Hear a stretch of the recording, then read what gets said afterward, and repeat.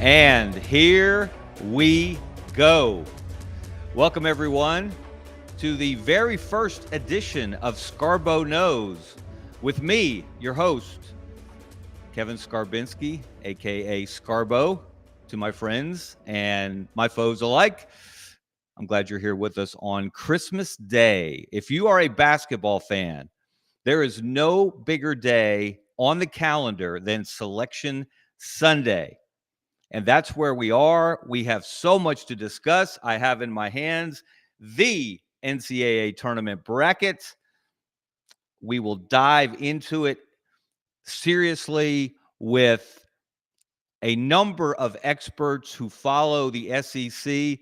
And there has never been a better time to be an SEC basketball journalist, writer, broadcaster, podcaster, or fan than right now.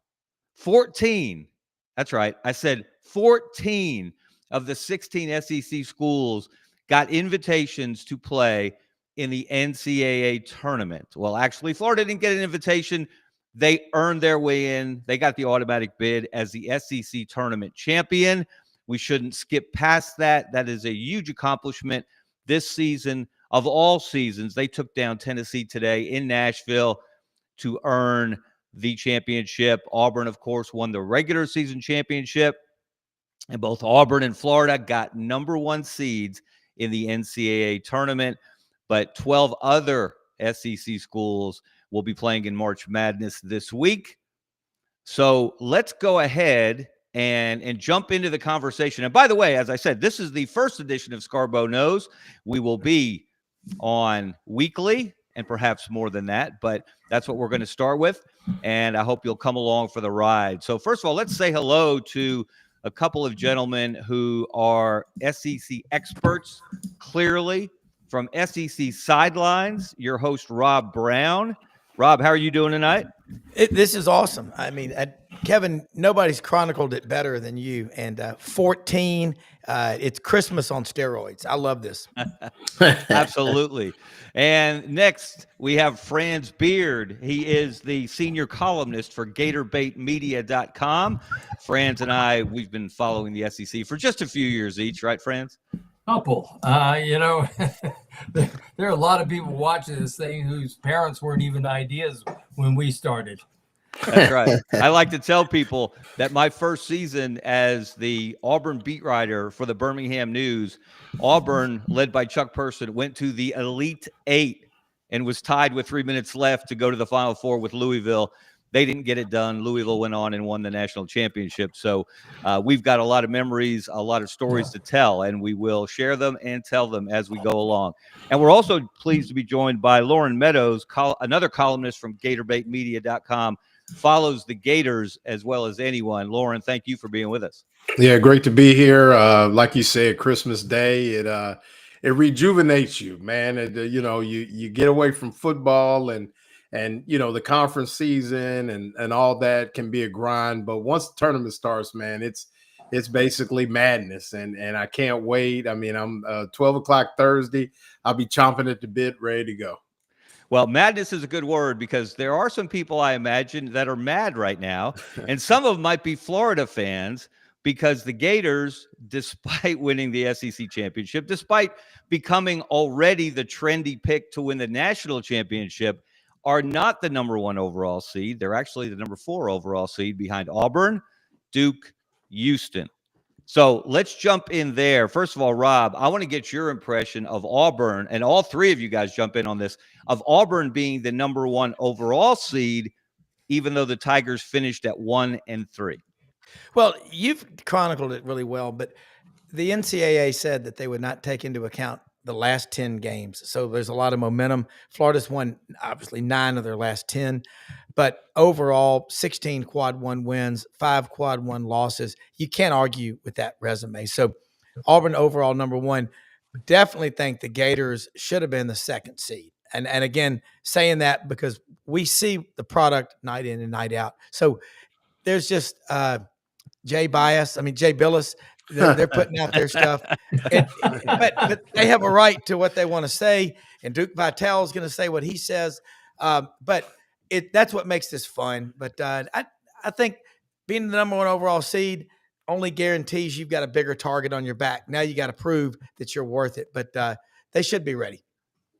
Okay, Lauren, Franz, did the Gators get hosed? I'm gonna let Franz have it. Go ahead, Franz. Absolutely. What if they had any common sense, they would do this. For one thing, you got the number 1 and the number 4. So if all the number 1s get there, you'd have an all SEC final, semifinal. That makes no sense at all. They could have easily flopped Houston, for example, over to the West and let Florida go to the Midwest. And that way you break it up. So you still may wind up with an all SEC championship, but you wouldn't wind up with 2 SEC teams on one side of the bracket and 2 non-SEC teams on the other. That makes no sense at all. And plus, let's face it, right now Florida's the best team in the country, and I'll go to my grave with that one. They're in a team in the country. If Florida comes in focused and ready to play, they're in a team in the country that Florida won't beat and probably won't beat soundly. They played better teams. The 2 teams they played in the semifinals and the finals of the SEC are probably the 2 best teams they're going to play. And how about if you look at the records of the top 4 teams in the SEC against each other? Auburn, Alabama, Tennessee, Florida. Florida's 5-1 against that group. And 4 of those wins were not in Gainesville, which makes it even more impressive. Lauren, do you think it's a disadvantage for Florida? Now they've got to travel. If they get to the regional, of course, they're going to be playing out west in San Francisco, or a place Todd Golden knows well. Yeah, I mean, I definitely think it's a disadvantage. They start out in Raleigh this week, and then they move and would have to fly across the country to San Francisco. Time change, a lot of things go with, I mean, those of us that have even traveled for business and other things, I mean, even going to Vegas for a trip, it's different. The time change is different. I'm sure they'll adjust the schedule, allow the guys to try to get their bodies used to it, but it's a definite disadvantage. I think seeing a conference opponent possibly in the second round, I mean, it just didn't make sense. I understand that, you look at the locations. I think the committee thought that Auburn and Alabama, Auburn playing the regional in Atlanta would be a great draw for the area, get a lot of eyeballs on Auburn, the success they've had with getting kids from that area and things like that. But I think to say, well, we're not going to take the last 10 games of the season into account and give credit to, a schedule where, Auburn made a lot of waves early in the season out in Hawaii and things like that. But like you said, if you look at Florida versus the top half of the conference, the record that they had going on the road to get those wins and really the dominant way that they performed in the tournament, if everybody's saying that they're the best team, the most complete team,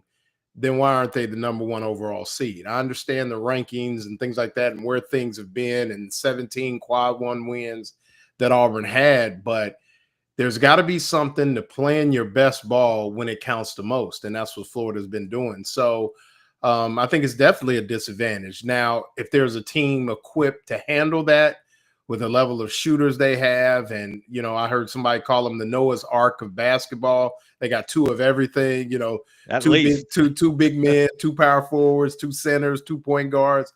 Then they're equipped to do that. And like Fran said, you stand them up in front of them and they just keep knocking them down. So, obviously the Chase Center is a shooter's house, so to speak. So, that's the one good thing is the sightlines must be pretty good in the Chase Center.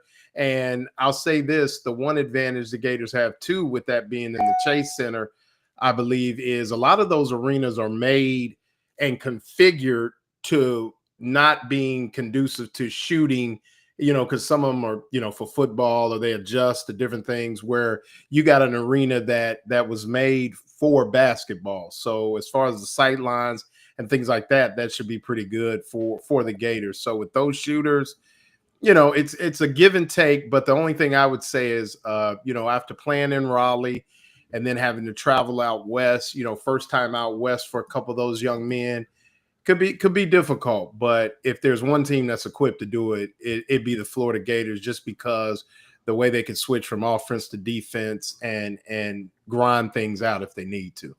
I will say this, and hey, before I do, let's welcome in Buddy Martin, who trumps all of us in experience and stories and things he's seen, some of which he will share, some of which he might not. Buddy, thank you very much for being with us. Of course, he's the host of the Buddy Martin Show. Well, thank Buddy, you. How thank are you? you? I'm doing good, Kevin. And I trumped you in years as well, quite a bit. So when you get the years on, I agree with most of what everybody said. Lauren, you're right about Noah's Ark, but I think it's a fleet. I think they got 5 guards and 5 bigs. I mean, they got so much talent on this team. I'm a little bit kind of, I don't want to say miffed, that I wrote writing a column about it tomorrow. Kevin, you know this, we were on a couple of shows together, and all the conversation was about Auburn and Alabama. And I said, whoa, hold on 1 second here. It's not the redoing of the Iron Bowl here. There's a team called the Florida Gators. People are just flatly overlooking. And I blame that on the pollsters early on. They just didn't give any credit. They had to work for every bit of credit. And I'm not a homer here. As I said in my column, I've been criticized for being too tough on Florida teams and too easy on Florida teams, whatever. I don't really care. I think Ray Charles could have seen his team was going to be great way back when. They just looked so terrific. You can go through all the litany of things people have said, their length, their speed, their work ethic, their height, their shooting. I mean, they just got everything, and they do have a fleet of arcs. As a matter of fact, I love watching them play.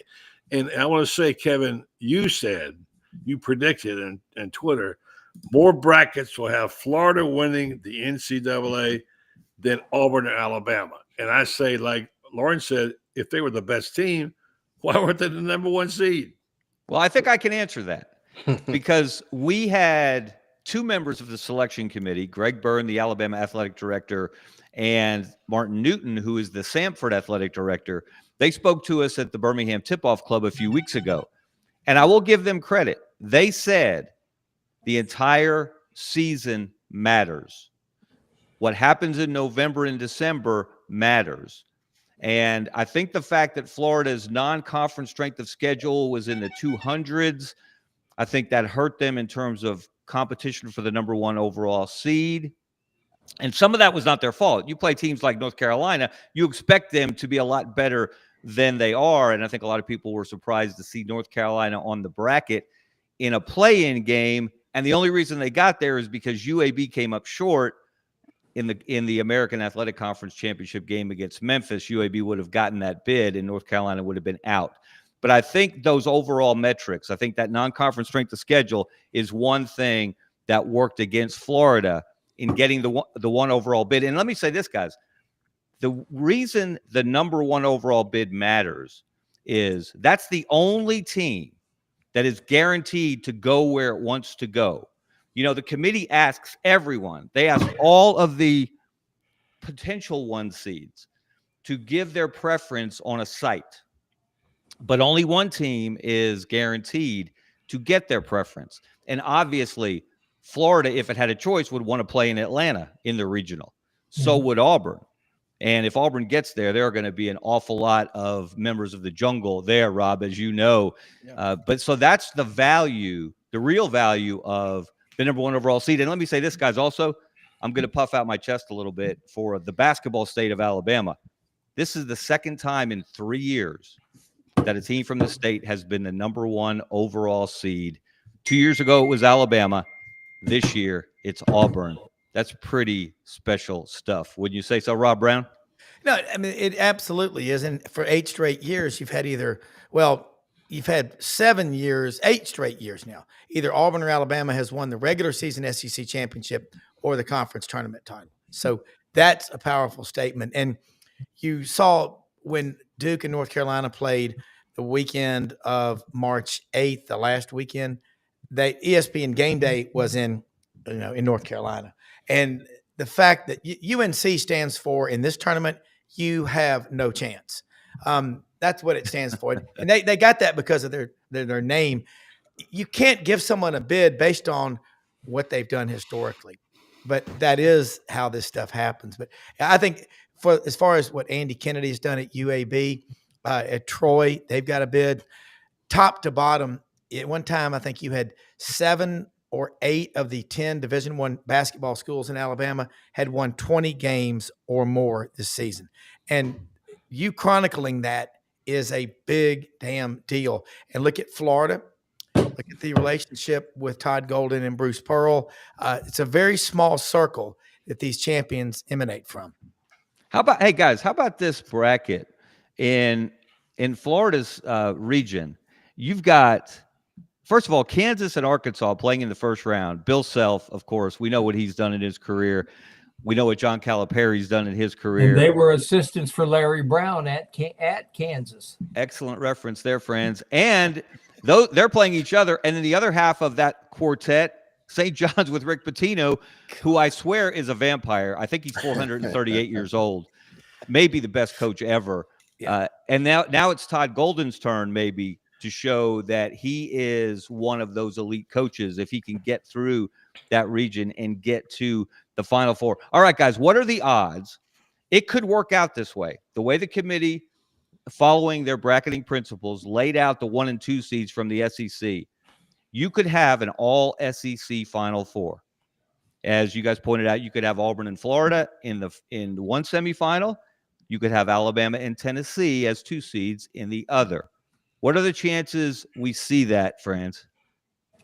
Probably better than anybody wants to talk about, because I'm not sold on Duke. I'm just not sold on Duke at all. You know, this tells you how strong the ACC is, and I'm saying that without Cooper Flagg, Duke wins the ACC without their best player, and they win the ACC. The league is pathetically weak. I don't ever remember a time that the ACC has ever been this weak. Not even the year they called Black Sunday, which I think was 77, or 78, when all the ACC teams got eliminated on one Sunday. That was terrible. I remember that well. But I think it's better than you think. Tennessee can turn every game into a rock fight. Alabama can outrun anybody. And Alabama's going to get in there with Duke. And I got to tell you, I like Alabama with Duke. If Grant Nelson is healthy enough to play, Alabama can stretch the defense well enough, and they got good enough slashers that they can beat Duke. I'm not convinced that Duke is that good, just not. Houston, Auburn, and Alabama beat Houston. So how good can they be, really? I mean, and Kelvin Sampson, who never met a situation he couldn't cheat in. Yeah, I mean, what he's put every team he's ever been in, with the exception of Houston, on probation. He got that. He inherited that from his dad. Ned was the coach at Red Springs back when I was in North Carolina. So anyway, the SEC's get that strong, and we shouldn't count out Texas A&M. We shouldn't count out Missouri. We shouldn't count out Ole Miss. Ole Miss is a team that, if they've got shooters and if they get hot, they can beat you. Texas A&M can just bludgeon you to death. So the SEC's got some teams. Missouri can play any style you want to, and if Mark Mitchell's healthy, they're going to be, they're in the same bracket with Florida. That could be a really tough one. Hey guys, since depth is so important this time of year, we're going to add another superstar to our roster here. We're going to welcome in Philip Marshall, longtime journalist in the state of Alabama with Auburn Undercover. Philip has probably seen more basketball games. Philip and Buddy probably have seen more basketball games or forgotten more basketball games than we've seen. Philip, how are you doing this evening? I'm good. That's that wonderful introduction. I'm honored to be with such an illustrious group. Well, Philip, here's what I want to know, because I want to know what Auburn fans are thinking. Obviously, they're excited to get the number 1 overall seed. But if you look at the bracket, if it plays out, they could be playing Louisville in the second round in Lexington, Kentucky. Now, before Well, I let you answer, I will say someone close to the committee, who I shall not name, called me a little while ago and said, let people know that this was not intentionally done to slight Auburn or to make it more difficult for Auburn, and reminded Auburn fans that 2 years ago, Auburn, as the 9 seed, got to play in Birmingham, and they played 1 seed Houston in the second round for that home state, home crowd advantage, which, by the way, Kelvin Sampson was furious when that bracket popped up. What are Auburn fans thinking about a possible Louisville matchup in Rupp Arena, Philip? Well, I haven't talked to any fans, but I just got off a Zoom press conference with Bruce, who pointed out what you just said. He said the same thing happened to Houston 2 years ago, and we're going to have to play good teams, and we're not going to focus on that. So, and he said their fans will travel, and that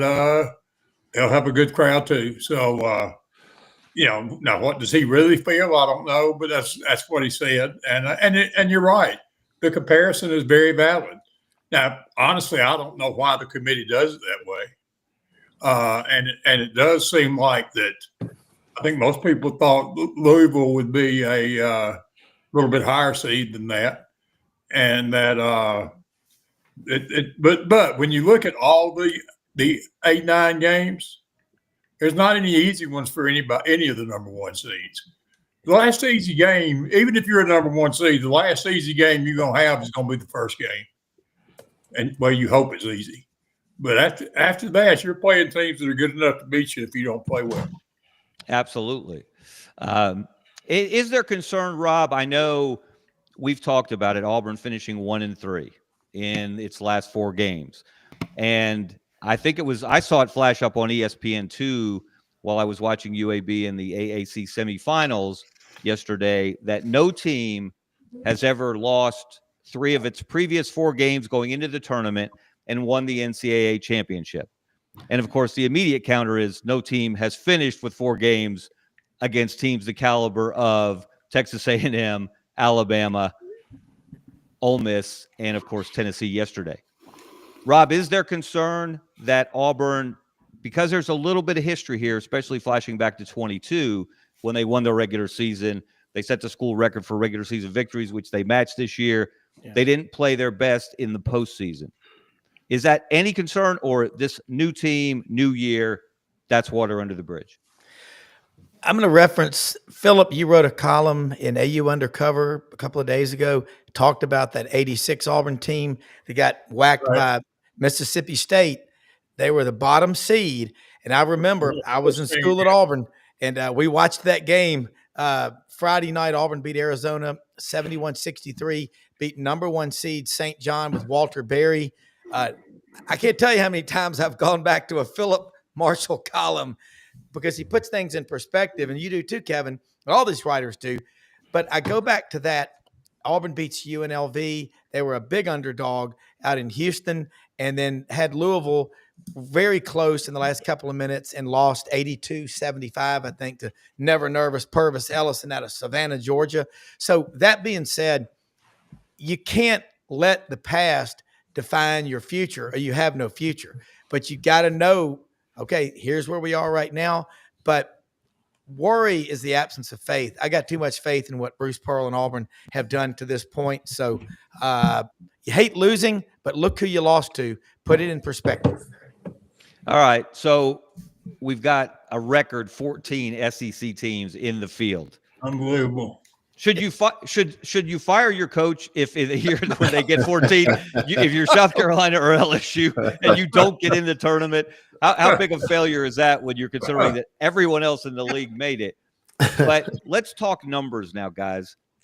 The record, obviously, that's a record. The old record was 11. The Big East in 2011 had 11 teams in the field. The record for teams in the Sweet 16 is 6. The ACC did that, I think it was 2019. And, of course, the record in the Final Four is 3 out of 4. The first year of the 64-team tournament in 1985, ironically, in Rupp Arena in Lexington, you had 3 Big East teams, and Villanova shocked the world, beating Georgetown in the final. What is the minimum requirement for the SEC to consider this postseason as a success, or as successful as the regular season which was unlike anything we've ever seen. Lauren, let's start with you. How many Sweet 16 teams, how many Final Four teams does the SEC need to have? I would say, I wouldn't say that they're going to get 11. I'm going to say 9 of the 14. So 9 of the 14 would be successful, and 2 of the 4 Final Four teams, which I think I agree with France. They're very capable of getting all 4, but I would say 2 of the 4. So I would say 9 of the 14, which would be a little bit over half, 50% of the teams, and then 2 of the 4. I mean, there's some good basketball teams out here in the era of the transfer portal and those things. I mean, the parity is so amazing. And Franz has noted on a number of different times, you got to play your best 6 games of basketball to win it all. So I would say 9 of the 14, and I look for the SEC to get 2 of the 4 to San Antonio. All right, Franz? I think I like 8. I think if 8 teams could get into the Sweet 16. Sweet 16. And here's the reason why is because that second weekend that second game in your first weekend that's where you see the upsets. You know, you don't see too many. We've had one time a number 1 has lost to a 16. And I think only 3 times a number 15 has beaten a number 2. But you get that 2-7 game. You get that 4-5 game. You know, those games, those are the games where you see the upset, where you see upsets and stuff like that. That 6-11 game is always a beast for somebody. And of course, you know, you get some teams, you get some situations in there that cause some disruption, but I still think 8 can get there. I like Florida. I like Auburn. I like Alabama. I like Tennessee. I like Missouri. I like Ole Miss. I like Texas A&M, and I figure there'll be a straggler somewhere else that'll find its way in there. Maybe even Arkansas. Rob, what do you got? Sweet 16 teams from the SEC and Final Four teams. Yeah, I'm going to mirror Franz. I think Arkansas with John Calipari, the way he approaches it, he's not going to have his team too uptight. But I talked to Franz right before we came on the show today, so I'll see that. The one team, Chris Beard's Ole Miss team, them and Texas A&M are very similar. They're going to try to get you out of your comfort zone, and nothing should scare you, but they should keep you up at night. And what turns coaches gray at a young age. The SEC team, I think, that's the most talented, that struggled the most, that's healthy now, is Texas. And I think Philip made a great point. And we all know this, Tahad Pettiford, 0 for 8 yesterday for Auburn. I think Trey Allen for Texas, a couple of games back, went 0 for 10. And he's one of the most talented freshmen in college basketball. But I do think, and again, Kevin, when we talked about this on our show, 2012, last SEC team to win the national championship. Since then, 5 Big East teams, 3 ACC, 2 Big 12s, and the SEC's got with 14 chances. I mean, I go to a lot of Ducks Unlimited and Delta Waterfowl raffles, and I buy a lot of tickets, and it's still hard to win those. But at some point, I'm going to win something. But the SEC's got to bring home the hardware this year because the table's never been set more in their favor. All right, buddy. Yeah, I don't know. I'm having a little Wi-Fi difficulty here. Hopefully you hear me. I'm not so much the number as how they play, how far they go. I'm going to say that of the 32, they'll probably get let's say 7 teams. Okay, I think Sweet 16 they'll get 4. Only 4. Yeah, I don't know. I mean, look, guys, can't be too myopic. I know this is the greatest league ever, you know, with 14 teams in it, and they're good teams. I'm just going to take a flyer out on numbers here, but I think 2 of those will get to the Final Four, and then I think an SEC team is going to win it. So to me, it's about the number of it's what you win. That you got 14 in the first group is great, fantastic. I don't think it's a litmus test on the SEC if they don't get but 6 or 7 in the next round, and if they lead 8, they only get 4. That's fine. But getting 2 in the Final Four and winning the championship, to me, would be a great year. Philip, is there a number in your mind that the SEC Well, has to advance to that second weekend and into the Final Four to consider it a successful tournament? I'll be very surprised if any of the 4 teams had double byes in the SEC tournament: Auburn, Florida, Tennessee, and Alabama. I'll be very surprised if any of them don't get there. So that's 4, and I think Texas A&M, Arkansas, Ole Miss.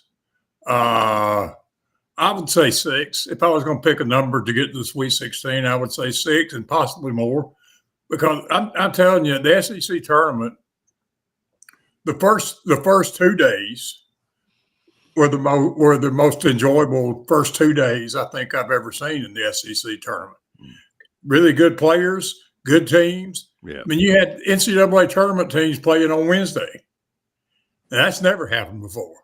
And there's just I don't think there is a team out of those 14 that can't get there. I don't see anybody as I just look at it and say, well, they got no chance to win 2 games.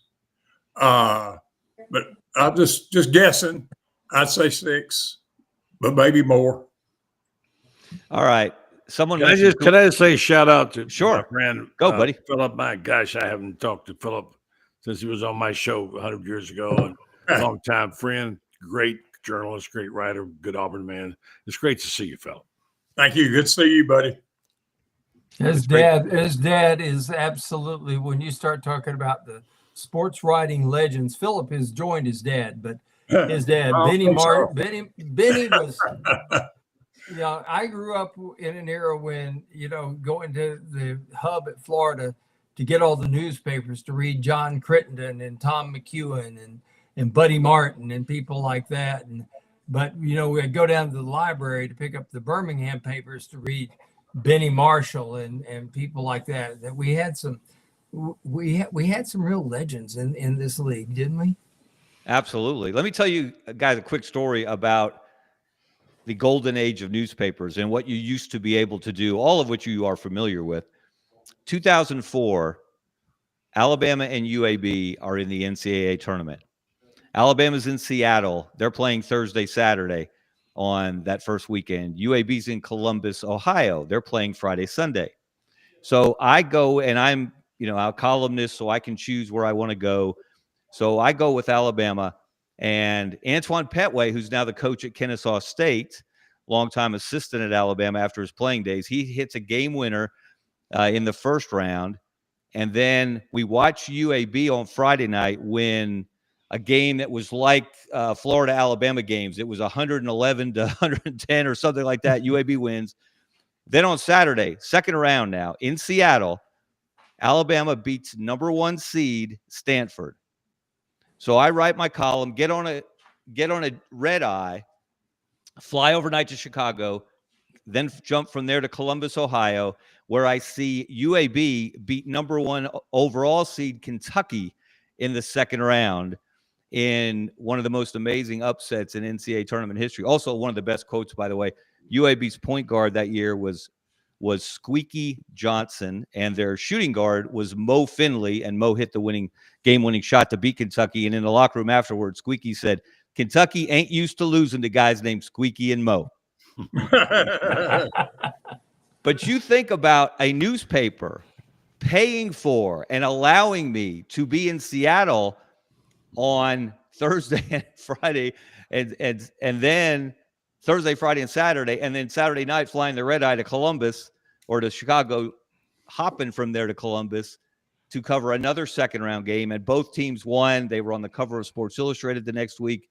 Might have been the greatest NCAA tournament weekend in state history until Auburn got to the Final Four, and then Alabama followed suit. So those were the good old days, guys, when newspapers would let you do things like that and would pay for it.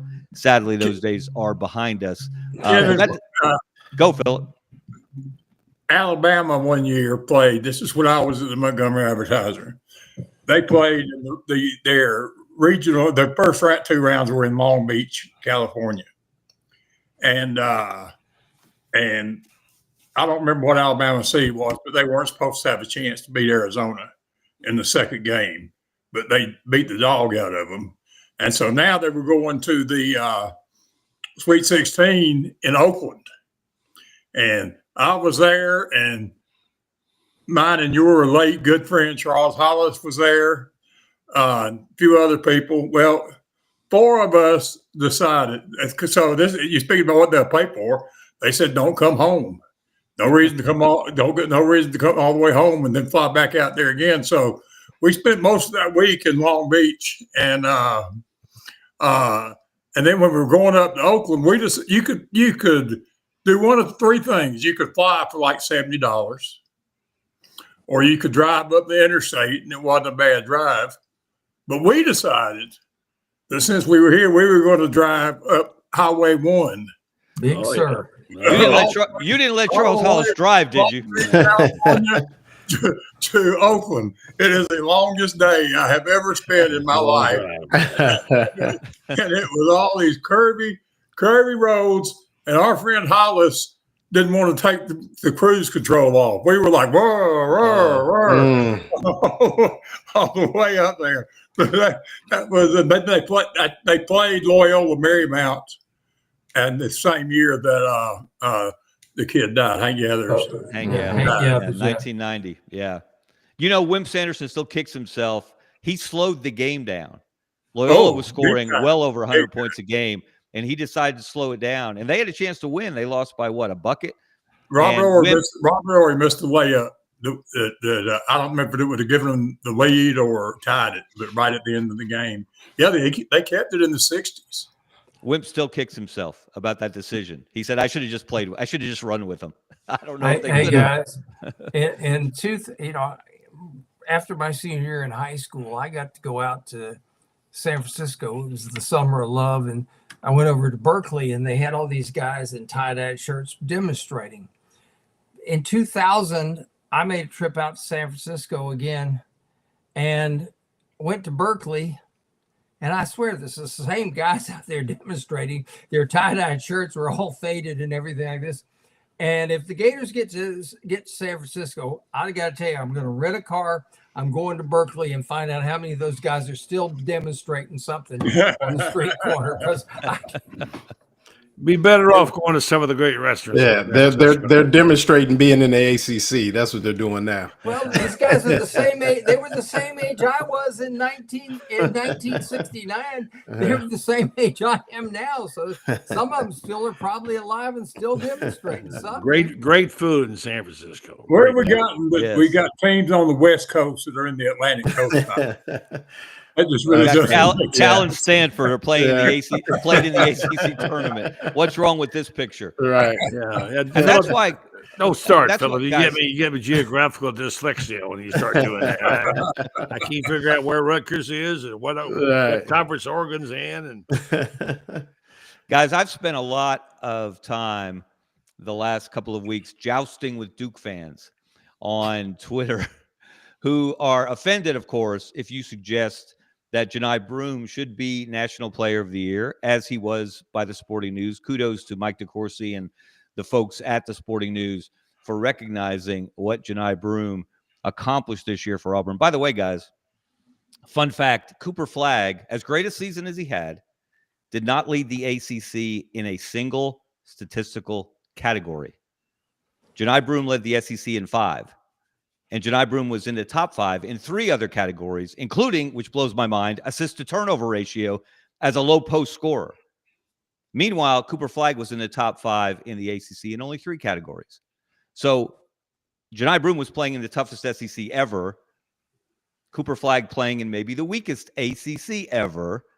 So just some of the reasons why I think Johni Broome deserves every Player of the Year award there is to come.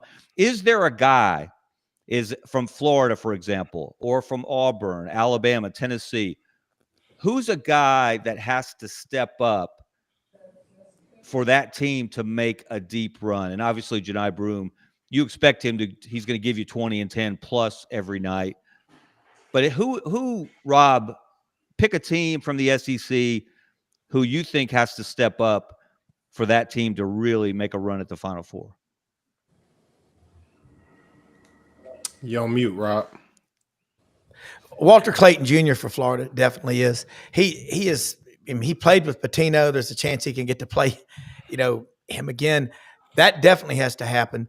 But Florida's different than any other team in the SEC. They got 5 big guys, 25 big fouls, but those guys aren't just big guys. They can run up and down the court. For Auburn, and I'll make it a combination. It's so important. Denver, Pettiford, it's Denver Jones and Tahad Pettiford. You can't go 0 for 8 like you did yesterday. And look, that's going to happen. The grind takes its toll on freshmen.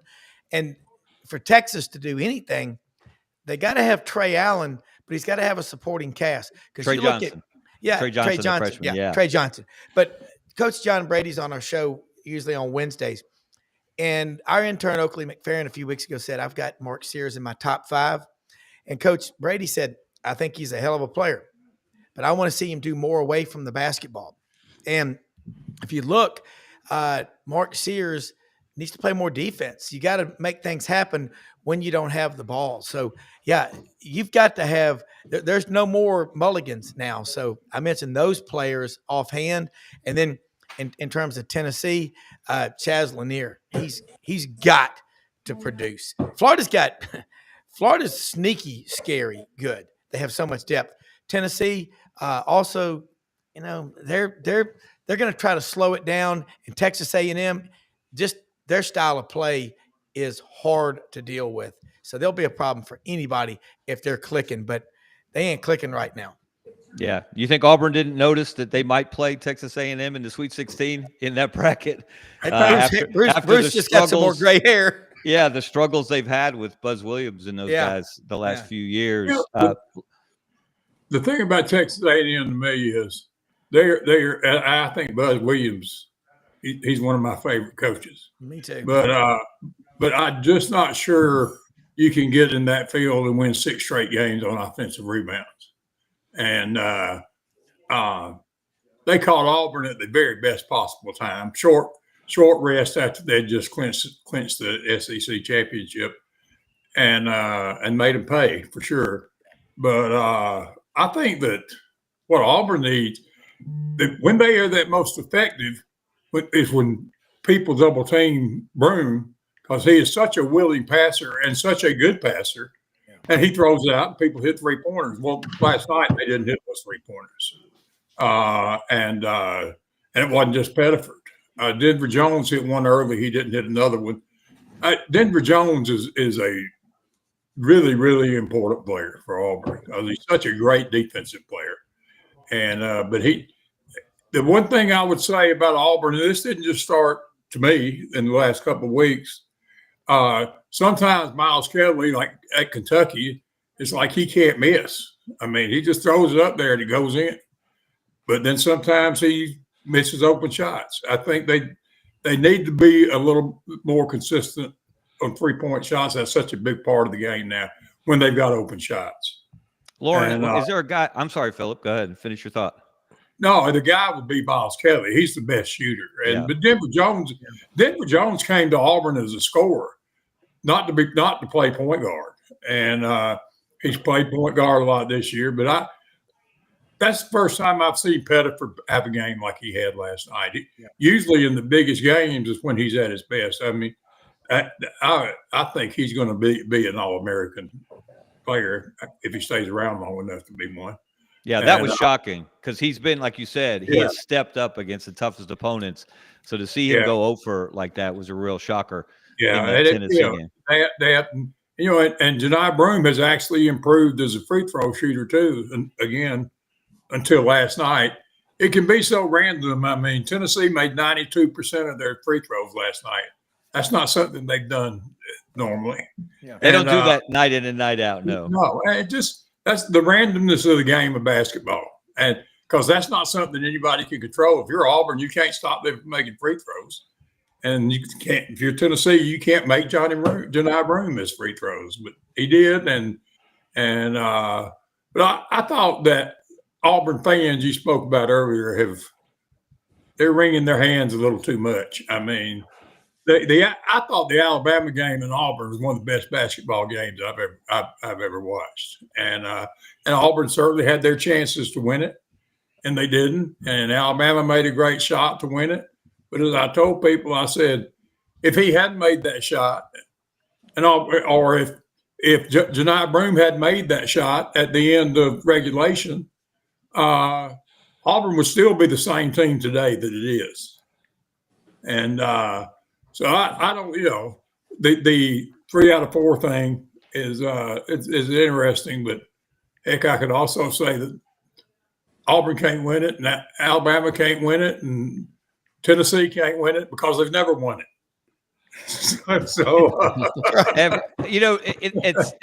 It's funny the way you put that, Philip, but every tournament is different. Every weekend is different.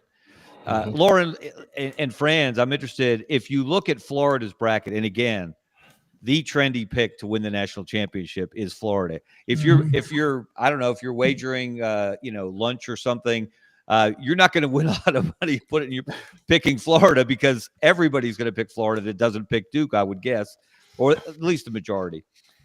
But is there somebody in Florida's potential bracket? Is it? I know my son who goes to UF. He's been telling me all day, I don't want to see UConn. I don't want to see UConn. I don't want to see UConn. And there's UConn in that second round. Of course, I saw somebody on CBS pick Oklahoma to beat UConn. I'm not sure I would go with that. But is there a team, Lauren, that scares you? That scares you in Florida's bracket? Yeah, it's UConn. And just because I'm a big believer in, you don't know what you don't know. And what they've got sitting in front of them is an opportunity to repeat, be a 3-time champion. Franz could check me on, was the last time UCLA. I mean, you talk about somebody where they won more than 2 in a row. UCLA is the only team that's ever done it. So there you go. So, I mean, with that, which that's what I thought. So with that said, I mean, they're a team that, is very confident, coached really well. The scout is going to be unbelievable. They're going to know what's happening. Now, what Florida has is, in these moments, they have a guy like Elijah Martin, who has been a member of a Final Four team, has been through this ride. And if Florida can get past UConn, then I think he will be more important as a steady hand, as opposed to, I mean, he's going to play well. He's going to play. I mean, he's a great athlete, big, strong, long arms. That's going to be there. But his leadership through these rounds where things can get a little tight, being somebody that none of the other guys have been there before, can lean on as someone who has been there. I've done this. This is what we did. This is how we acted. This is the approach we need to take. Yeah. I think it's going to be very important for that team. And then that's where, UConn, could be one. Obviously, Kansas with their roster, down the road, obviously probably underachieved according to Kansas standard. And if you look at that roster top to bottom, but those would be the two for me. But I think a guy like Elijah Martin for Florida is going to be key. I mean, I think I've said all year, he's the glue. He's the one that has really come. And, you had all those pieces, but he's been able to really take on the challenge of basically guarding 1 through 4 at times, being able to switch on anything. And I think Elijah Martin is going to be huge there. You guys talked about Chaz Lanier. I agree totally. For Tennessee to really take that next step and really make a run at this thing, Chaz Lanier has to be, at the center of the Tennessee attack, and has got to shoot. I mean, even in the game against Florida, there were some opportunities to make some open shots that could have kept Tennessee in the game, and he just didn't knock them down. And then for Auburn, and I'll throw this out there, and I'm a big Bruce Pearl guy, but Chad Baker-Mazara, you're 25 years old. Act like it. Okay. Everybody knows what I'm talking about. No. So 25 wait, years old. Lauren defended him the other night when I was saying that. No, I didn't say that. I said yes, that you did. I did defend him. Yeah. I said that it was I said Bruce Pearl was probably shocked at the way he behaved, but I also said he whines a lot. Stop whining and play basketball. Here's my take. I want to hear from you guys also. I think since he got that flagrant 2 against Alabama, which I thought was justified, that he has not been the same player. I think he's been a little tentative. I think he hasn't played with the same joy, because that guy's always smiling. Even in adversity, he seems like he has a smile on his face. but I don't think he was the same in Nashville. And I think it's really important for him to get that back, to get that spirit, that energy, that he brings so many things to that team when he's playing basketball.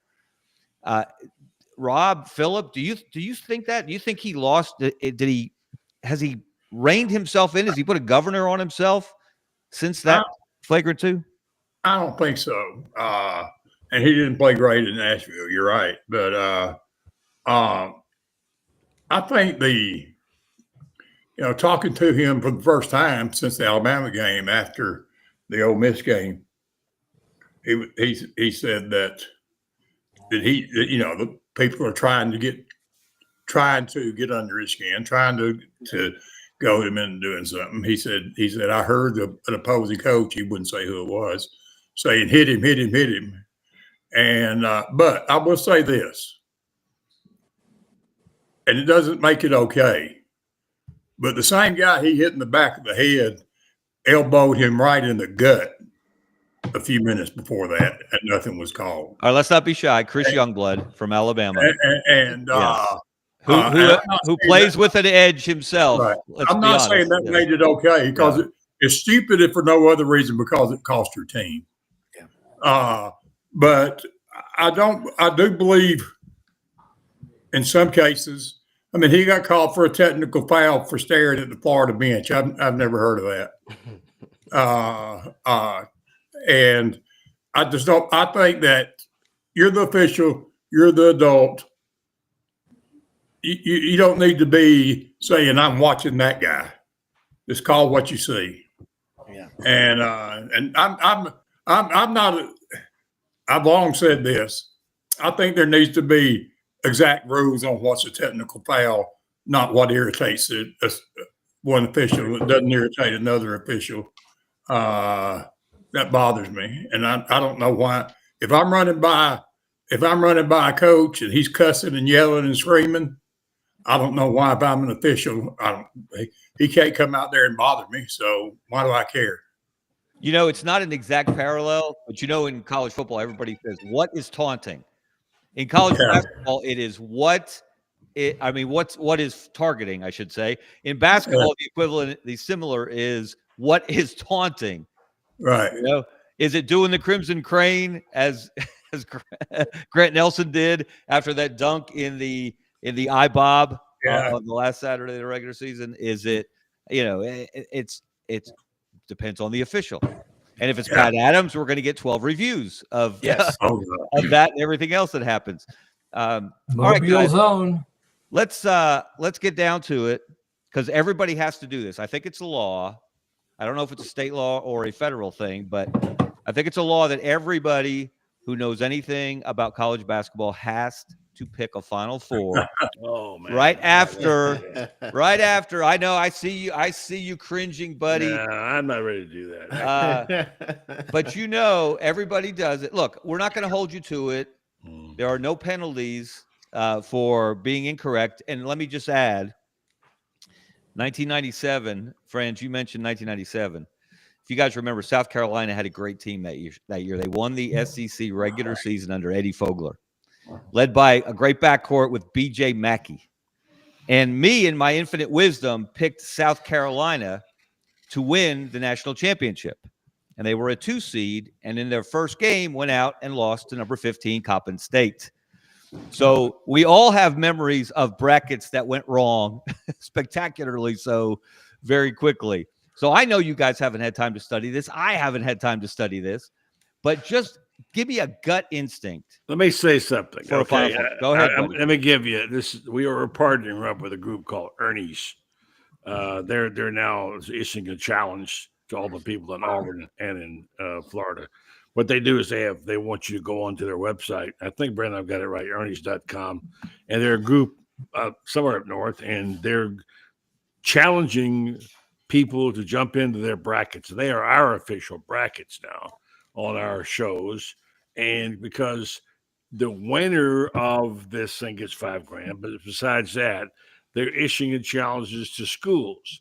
Whoever gets the championship gets to keep the Ernie's trophy at the bar of their choice for a year. Like in Florida, it would be probably Steve Spurrier's Gridiron Grill. We want to issue a challenge to Auburn fans to go on. It doesn't cost you a thing. Go on and make your picks online. I'm not even looked at the brackets yet. I just know where Florida is, basically. And go on to the brackets. Give me a minute to look at the brackets first to make sure I got the right teams in. But go to Ernie's.com and sign up. And I'm going to do my brackets tonight, matter of fact. Next time you come back to me, I'll be more prepared. And France, you're kind of one of the official spokesmen for this. Chime in there. All right. Well, I can tell you this: picking brackets, buddy, is nobody ever gets it right. I mean, I can pick sometimes the one that wins it all. It's the other games that lead up to that game that I get wrong all the time. I mean, it's like 2007. I could have told you right off the bat that Florida was the best team, was going to win it all, period. And there was no question that they were. And there have been a couple teams like that. Kentucky 2012. You know, I mean, what they have 13 on the roster and 41 of them made the NBA.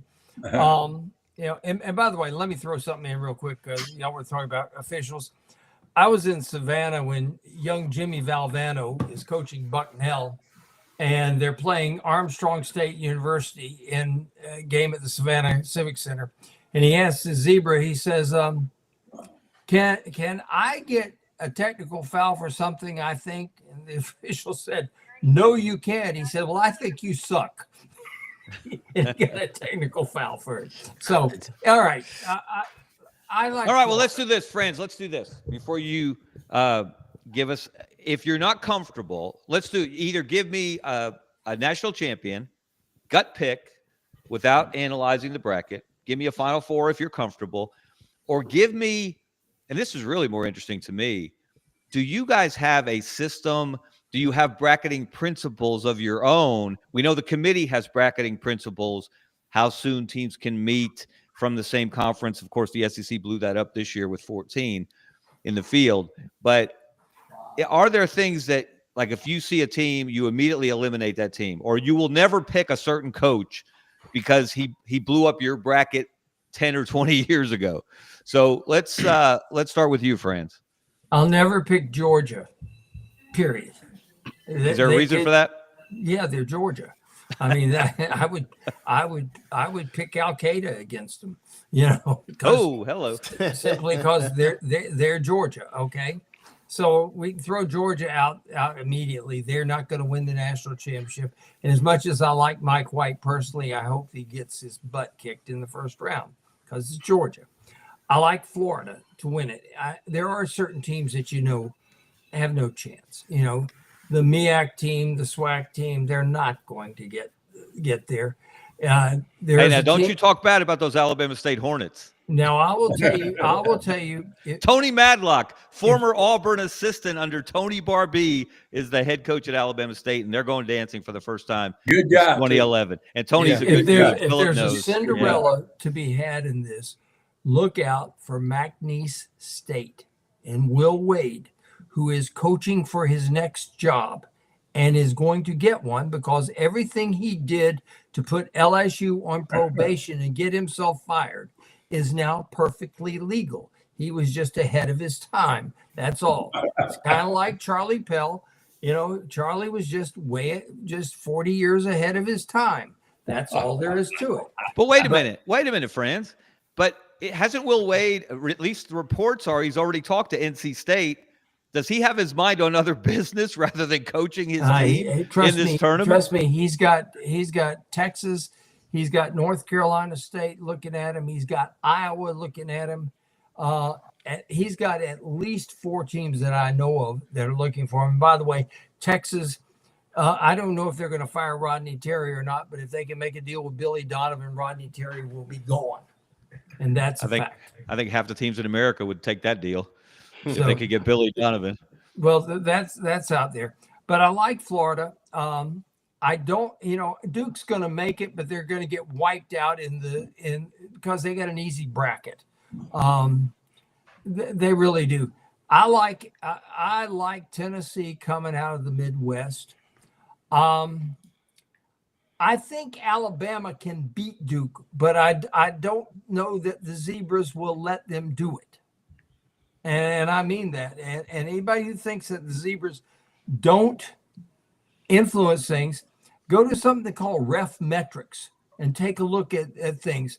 For example, Joe Lindsay called the game today, which is why I think both teams shot a combined 809 free throws, and a 2-hour game lasted what, till 6 o'clock almost.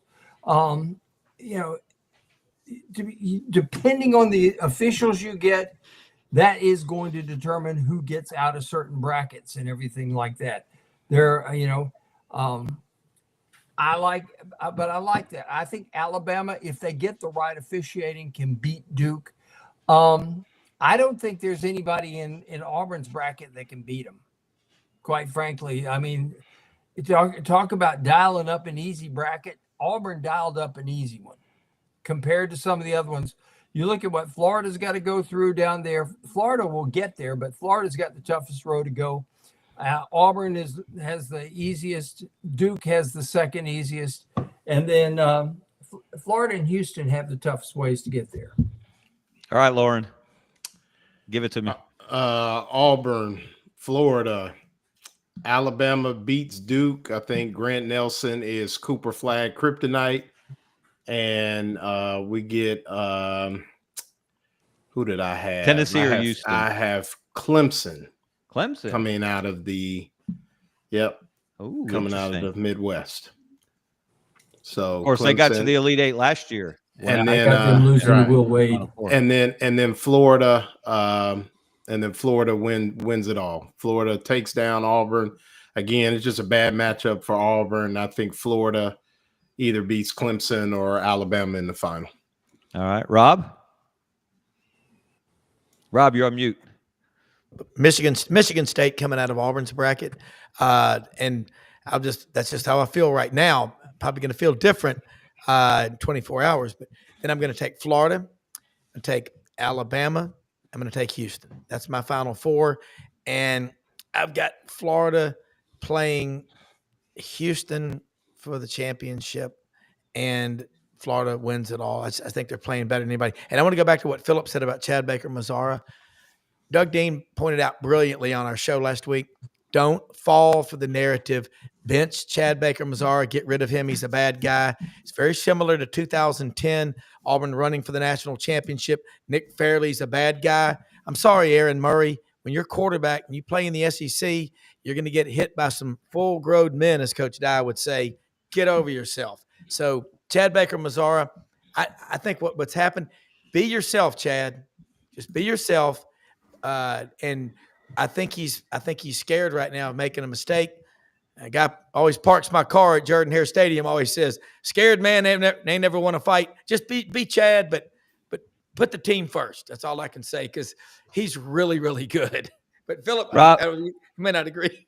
Rob, I'm going to hit you. I'm going to hit you with a flagrant one for bringing football into the conversation on Selection Sunday. Yeah, I know but these two schools right here. Let me say one thing, and I know this because I looked back at years ago at the play-by-play of every game of that season. Yeah. Nick Fairley was called for two personal fouls in the entire 2010 season. But Chad, I don't think Chad's scared. I don't think he's scared at all. I think I think, and Bruce touched on this after the game. I think, and he said something about it today too. He said we felt like we had an advantage inside in both of the last two games, but sometimes it seems like they've gotten so focused on throwing it into to Broome, and then when you have a game like last night when he throws it out, nobody's making shots, and but I don't believe Chad Baker-Mazara is. That's just not who he is. Now you talk about a guy his teammates love him. Chris Moore said he's the best human being he's ever known. Yeah. I mean, he is really a good guy, but he is a explosive guy in more ways than one on the basketball court. And but I don't believe he's scared. I really don't. I hope. Is it my turn for the Final Four yet? Yes. It's your Well, turn. I'm a little. I don't know about picking the Final Four because I think this. I think that Florida right now is the most complete team in the country, in that they've got gigantic guys inside who are also athletic. They've got great guards. They don't. There's not there. If you want to go out there and run. But when they beat Auburn in Auburn, Clayton went crazy in the first half, but they ran him off 3-point line in the second half, and he only scored 3 points, but they dunked it all night long. And that's the thing.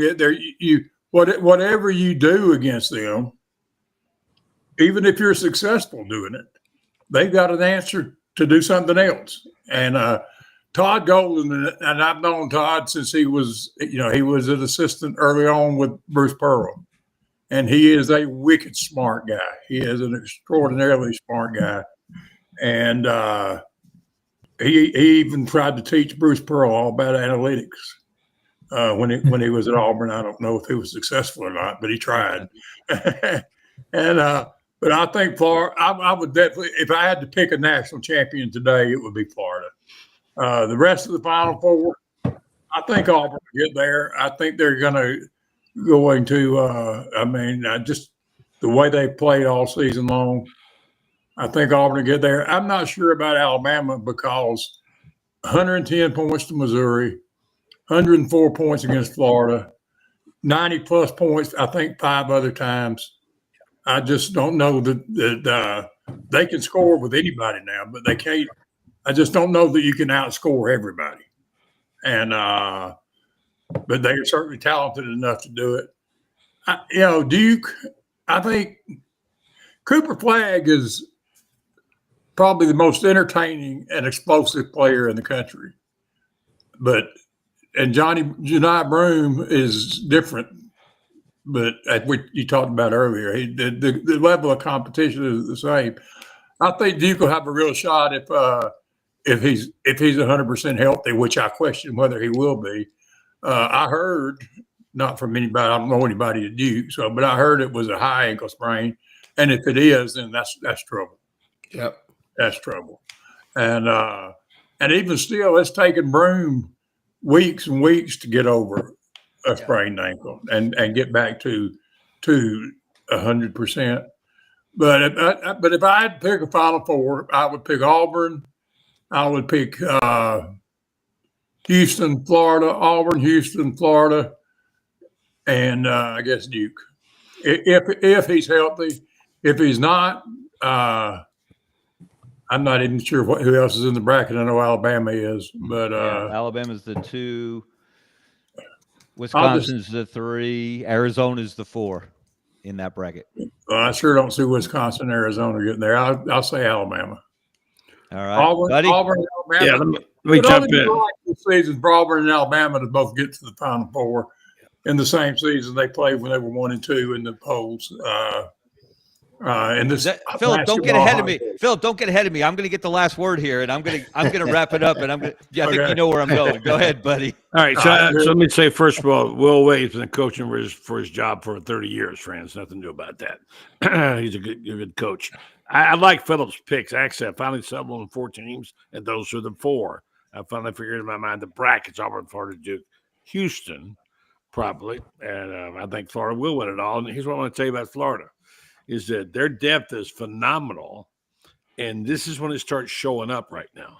These teams are tired, beaten up. Look at Alabama, look at Auburn today, and they've got guys who haven't played even. Sam Alexis coming off the bench, you haven't even seen him. The first time he comes off the bench and knocks down 3, you say, where'd that guy come from? They got him everywhere. They're 10, 11, 12 deep, and this depth's going to show up now. And I've been saying all along, Florida has not played their best basketball. And I've also been saying that the 3 blind mice on the committee haven't been paying attention. And you even said to me, Kevin, when I said something on the show, one of the shows you were on, says Buddy's right about Florida being overlooked. I'm not trying to play the homer card. It's just, I mean, I can see what's in front of me, and I'd like to say what I see. Apparently, they don't see, and that is this team is loaded. They're playing their best basketball and may yet play better basketball. So I like Florida's chances a lot, but then again, what's the old Valvano line? Survive in advance. You only got to lose one game and you're out.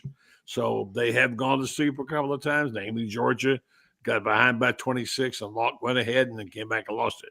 So unless they have a brain fart and mess up, this team is really good. And as I said today, I told somebody, this is not only the best basketball team in Florida, and I think they are better than the 04s because they're deeper, whatever. Although friends will argue with me about that. And I think they're one of the best sports teams I've ever seen in Gainesville, and they are fun to watch, and they've had adversity to overcome, which steel, iron sharpens iron, right? The situation with Golden, when it happened, that looked like that could be the death sentence.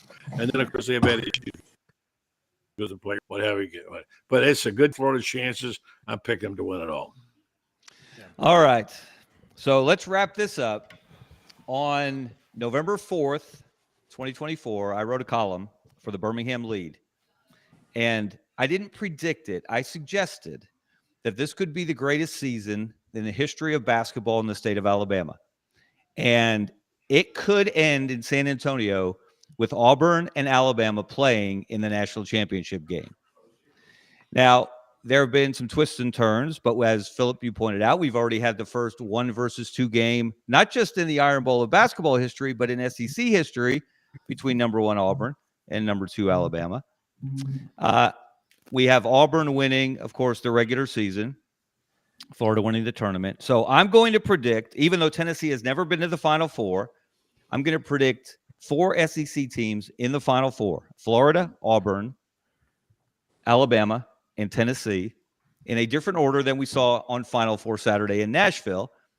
And I'm going to predict that the ultimate IBOB, the Iron Bowl of basketball, is going to take place in San Antonio, home of the Alamo, Alabama versus Auburn in the national championship game. And Auburn takes its first national championship in basketball. There'll be some fans exploding if that happens, Kevin. If it happens, you heard it here first. If it doesn't happen, you don't know me. You never heard me.